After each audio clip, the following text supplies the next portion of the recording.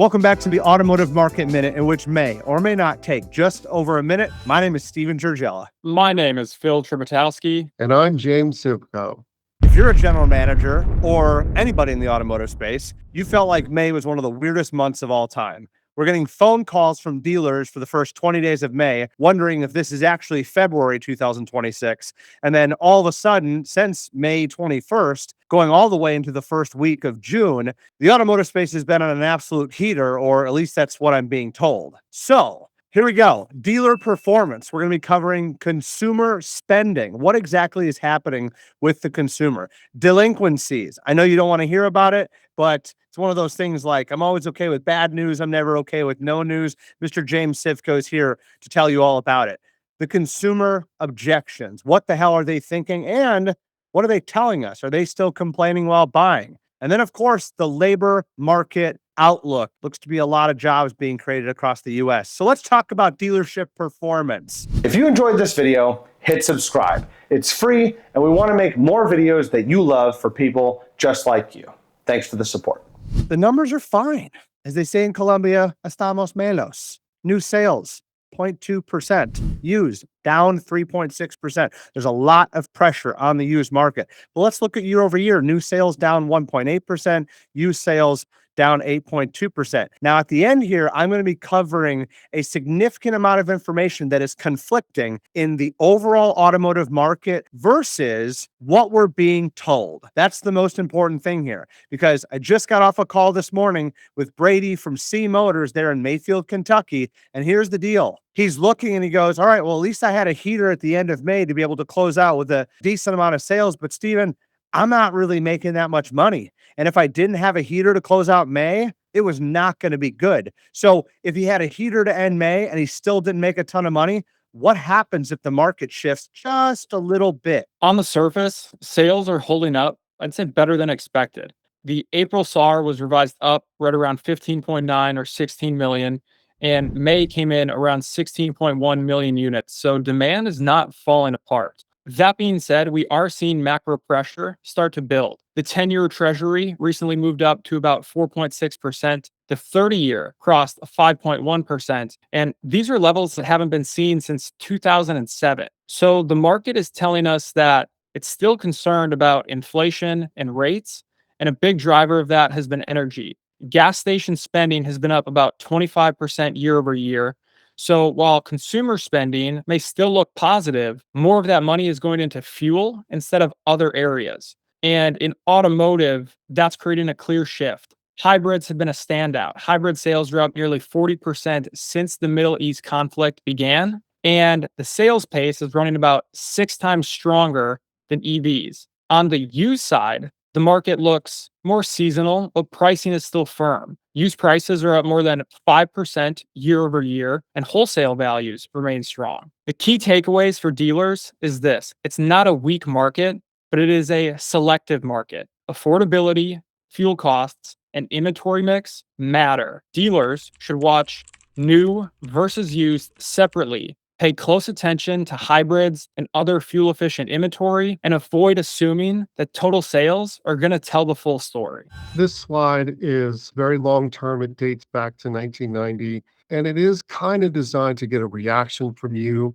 when you look at it, and that is that the share of the top 10% of consumers, their share of consumer spending is way up, and the rest of us, the bottom 80%, their share of consumer spending has trended down. We need to keep in mind, though, that this is a share of the series that since 1990 has probably tripled. So everyone's consuming more. The US economy still works hard, and the consumers are still 70% of it, and things are still going fine. It's just that this little spurt here post-COVID is something to watch, where really the top end of the market is where we're seeing the growth. And automotive is no different. So if we look at volumes of cars in this next graph here, this is new and used cars, but take a look at the far right of this chart. Cars over $85,000 are up 500% in the last 6 years. Cars over $65,000, their share has doubled in the last 6 years. The high end of the market is really where all the growth has been. Some of that is organic from consumers. Some of that has to do with what manufacturers are forced to try to sell with the CAFE standards. This is a trend that we think is probably going to reverse over the next 5 or 6 years. If you look at manufacturers like Stellantis, they are launching 9 new cars on their platform and on their platforms that are all at the lower end to try to meet some of this lower end consumer demand that is currently being ignored by manufacturers. If we look at the next slide, this has started to become a little bit of a concern. Almost all of this movement upward. So the thick, dark green line is automotive delinquencies. 85% of the market is prime, 15% of the market is subprime, and all of the delinquencies come from that 15%. But it is starting to get to a level where we know that banks and that finance companies are going to tighten standards soon in the future.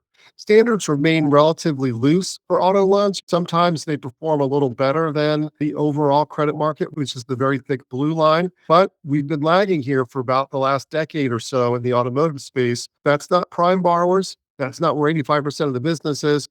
Those are almost all subprime borrowers. But taken together, it's starting to become a problem. And we don't know whether the tightening is going to come in 6 weeks or 6 months or 24 months, but it is going to come and it's going to come soon. We should expect tighter underwriting standards, a little bit more money down, a little bit better debt to income ratios, and a little bit better payment to disposable income ratios are coming soon. If we look at the next slide, interesting story here. This is great. Many of you have lived this personally. This is consumer complaints dating back to 1978. Consumers complaining about high car prices. And, there's always a little bit of grumbling. And then COVID hits and we had a real giant spike. And what we started to see once the market settled down, and by the way, this is not a chart of car prices. This is a chart of consumer complaints about car prices, percentage of consumers who are saying it's a bad time to buy a car, the reason why being high prices. And this is funny because we had spent the better part of the last 4 years and grinding lower. These are not car prices getting any lower. These are consumers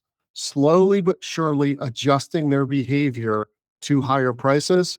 Well, for some reason, this just kind of ripped and turned around here in the last 6 months and have spiked higher. It's something to watch. We haven't seen a drop in volumes. So this is an example of our theme of 2026, which has been consumers complaining while buying.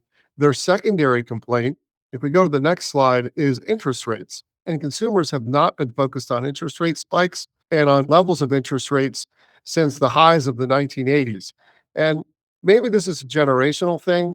I mean, can we really compare consumers in 2026 to consumers in 1980s? Let's look at the rates that they're complaining about. What the heck are we complaining about so loudly here with these rates? Because the rates, which are over there on the right scale versus, and that's the dark blue line, those are the rates. These rates are just normal. This is a level of complaining about normalcy. We have been very fortunate over the last 20 years to experience some rates that are way below normal. Mr. Sivko, real quick here. What do you say to the people out there that go, oh, I'm a 1988 baby, right? So, interest rate 14 to 16% for my father, but price of a home back then versus the price of a home now. What do you say to those people? We've been very fortunate to live in a country where we have had some semblance of control over interest rates, where those interest rates have fallen completely over our adult lives from high levels to low levels. And we will have to adjust in the future for a world where they aren't hitting down all the time. And a return to normalcy where we are now, maybe those lows are in interest rates, and maybe they came back in 2020. And we can't revisit near zero interest rates again. So that'll be the punchline across a lot of assets is expect interest rates at 4% or higher. One thing I'm very intrigued to see, and I don't know exactly how this information would come out, but something I've talked to Philski about multiple times. Phil, I'm not sure if you remember the quote here, but I said, everything in a house, when you have to repair it, costs how much money, Phil? 5 to 10 grand. 5 grand, right? Hey, my fridge broke. It's 5 grand. Front door broke. It's 5 grand. I need a lawnmower. It's 5 grand. I realize it's a little bit of hyperbole, but if I'm a homeowner now that has a higher interest rate and pays more, especially if I have an FHA loan, et cetera, then things are overall more expensive to repair.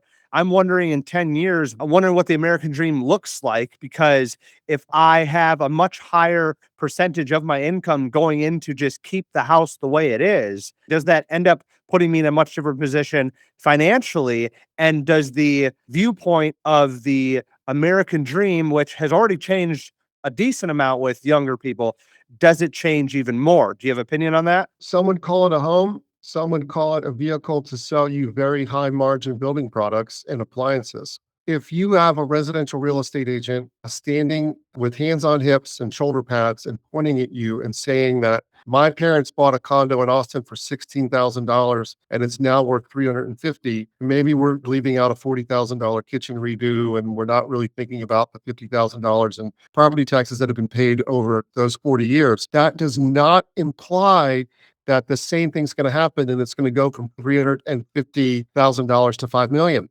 So what has worked over the last 40 years is going to be something different than what does work over the next 40 years. Buying a house for capital appreciation, which was the trend, maybe not what you're doing, but with higher interest rates, buying a house for tax deductions maybe is something you're doing. So it'll probably just change consumer behavior and change the type of house that people are trying to fit into. You heard it here first. Take the money for the down payment for your house and invest it in SpaceX IPO. Go ahead. So let's zoom in on this interest rate complaint. The 5-year here is right now right around 4.25%. And all of these auto loans are struck right to the 5-year. Your prime borrower is borrowing at this plus 200. So 6.25% is pretty common for a prime auto loan now. And subprime, well, they're just way up there, wherever the heck you could get a deal done. But this is headed higher. It's probably not heading all the way back down to a number like 0.75% in the past. And if you look at some key interest rates along the curve, the 1-year rate has got above the Fed funds. Now, I thought our story was, and I thought our new Fed chairman was going to be there to provide interest rate cuts. Well, the 1-year market for interest rates is now above the 3-month market. So it is implying that over the next year, we may have an interest rate hike. And the 2-year is also way above the Fed funds too, and far enough above that it's implying some hikes as well. We may not get the relief over the second half of the year. We were certainly at the beginning of the year expecting 1, maybe 2 cuts. That's what everyone was saying. Now that's passed through 0, and maybe it's 1, maybe 2 hikes over the second half of the year. So this is interesting, right? Because consumer sentiment, we've been showing you similar charts over the last 2 or 3 months. Consumer sentiment itself, when consumers answer surveys, has been plummeting. This is a really neat chart. These are businesses that work with consumers and trying to see what the sentiment of their customers is. And this is a much more positive outlook. So companies that sell directly to consumers, be it Walmart or Chili's or Group 1 Automotive, are actually seeing better sentiment than the consumers that are filling out the surveys. I think that, and we just need to mention this over and over again, as we see these consumer surveys plummet to places where they've never been before, consumers are using these surveys, I think, as kind of a voting lever and not necessarily as feedback and data. Finally, just kind of a look at the labor market here. The labor market over the last 10 years has improved to a place where job openings are at least matching the unemployed, which implies a pretty tight labor market. The worry is that some of these job openings might be ghost openings or multiple listings or just listings so that HR departments can sweep in resumes. But the labor market has been pretty strong here in 2026 and pretty strong here in the last couple of months as a lot of high frequency labor indicators, be that weekly hires, weekly unemployment, or some of these monthly series like the ADP jobs report have been pretty good. So inside of a shrinking labor pool, because we have a lot of recent immigrants that are now leaving, the labor market in the US is tightening. Consumers are getting modest raises, and that should be pretty good for consumer sentiment, for consumption, and it should flow through auto sales in terms of unit volume as well. To wrap things up for the June update, I want to talk about the danger of celebrating a headline that we didn't actually earn. If you turn on the automotive news right now, there's a decent amount of people that are high-fiving. We had a strong end to the month of May. The national headlines are screaming about 16.1 seasonally adjusted annual rate, bragging that May was the first monthly sales gain the industry has seen all year. But as a general manager, if you look at the national headlines and try to benchmark your showroom against it, feels like you're chasing a ghost. That growth didn't happen on a standard retail showroom floor. It happened in a corporate fleet office in many cases. Rental car companies and commercial buyers flooded the market to stock up for the summer, taking up nearly 18% of national sales and completely masking what I would say is a retail customer that is pulling back a bit. If you look at slide 7 of our presentation, the consumer is shouting a single, very clear message. Car prices are way too high. The national data proves it. The average transaction price is stuck over $46,000.